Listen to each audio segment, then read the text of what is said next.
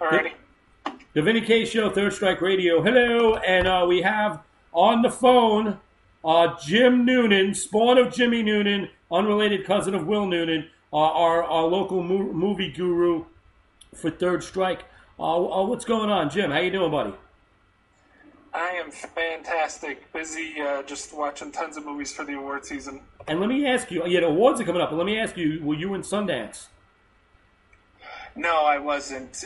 Getting rooms and tickets is incredible. Yeah, we did have, I know, because Green Living was out there, and Green Living said they had a blast out there. But you do have the awards coming up. But I got one question I want to add. Well, before any of the movies and anything else, because this is going to be a weekly segment.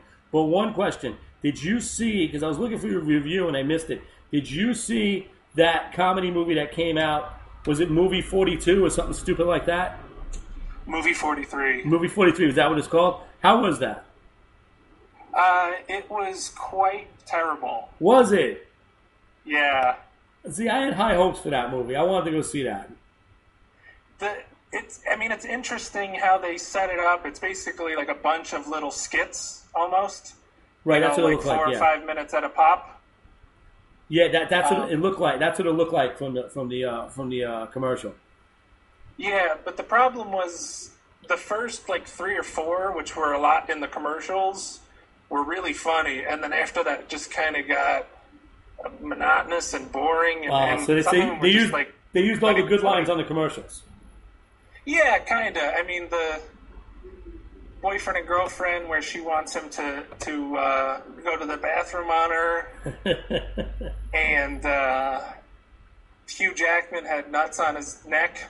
That was all good stuff. But after that, after about a half hour, it wears you out almost. But see, the way I look at it, when you have Hugh Jackman willing to do that, you think it's going to be a classic movie. Yeah. Definitely. It made you feel like this had potential. When are the awards? When are the Oscars? The Oscars are Sunday, February 24th, I think. Okay, so we'll at some point, I want to do a preview and I want to put you on record of what you think's going to happen. Oh, I'm ready. At some point before, we'll do it the week before. But right now, what do you got for us this week? What's the do's and don'ts for the moviegoers? Well, this week we got Identity Thief coming out Friday. See, I think I'm actually going to see that tonight. Oh, so you didn't see that? You can't. What do you think? What do you think you're going to see from that? You think you're going to like that? She's pretty funny. The chick from Mike and Molly. Yeah, no, I'm fans of both of those, but I don't think this is going to be a good one. It's that time of year. This is tough. It's a lot of garbage. Right. Yeah, in general. This looks like it seemed like a good idea, and it just went the wrong way. Because even the clips don't seem that good.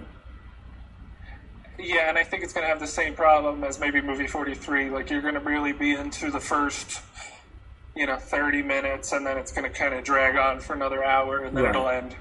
What are the latest you've seen that you could tell us about?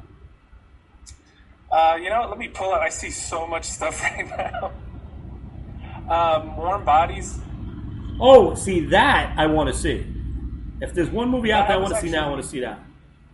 Yeah, that was impressive. I thought, the zombie craze is huge right now, so I thought it was going to be just another, recycling of the same stuff, but it's from the zombie perspective. It's kind of interesting, little twist to it, and it's actually really well made. So I was actually very surprised. This is, the whole twist is, he's a zombie, but he falls in love and he's trying to come back to being human. Yeah, actually making, a connection with somebody brings zombies back to life, and they didn't know that at the time. Oh, all right. Because one of my favorite movies is Shaun of the Dead. That was interesting. Yeah, I think that's pretty funny. That first 45 minutes is great, and then it gets into more zombie movie stuff. Well, it's funny because I have a bit about, my favorite movie is Night of the Living Dead, but you can't make it anymore because you wouldn't be scared if you see a zombie. You walk down the street in the middle of the night, a zombie comes out, you're going to be like, get out, get away from me, you crackhead. But they had that scene They had that scene when he's first he's hungover walking down the street to the store, and the zombies are coming at him. Like, get away from me, It's like it just looks like other hungover people. Just a hobo walking real Exactly, exactly. What else? What else have you seen? There's another horror movie out right now, Mama. All right, I haven't heard of that. First hour and 20 minutes is amazing, and I thought it was going to be like a classic horror movie. And then it did one of those things I just hate in horror movies where you get to know the bad guy way too well. And towards the end of the movie, you eventually feel like you know everything about the mama. And, you're hanging out, having a beer on the couch, watching football with her at the end. There's nothing scary about her. Oh, so she became just your buddy. Yeah, and I don't like that. I in The Exorcist or in Halloween, you never get to know Mike Myers. See, that's the thing. See, even Jason, I think, became cartoonish, and of course, Freddy did.